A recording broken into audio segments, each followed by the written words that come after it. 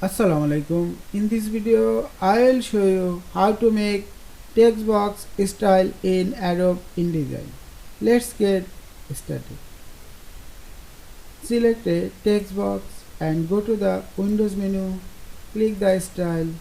Select the object style and now click the three dot line icon and click the new object style and check mark the preview and apply style to selection.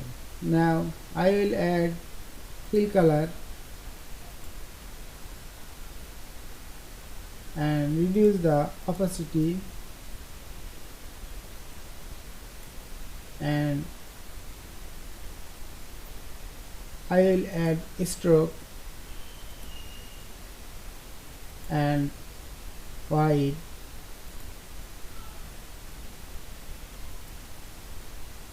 then I will add transparency or drop shadow.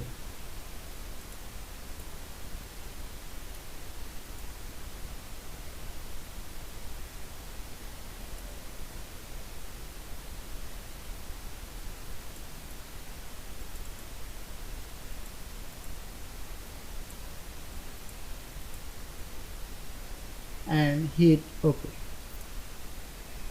Just select a text box and click the object style.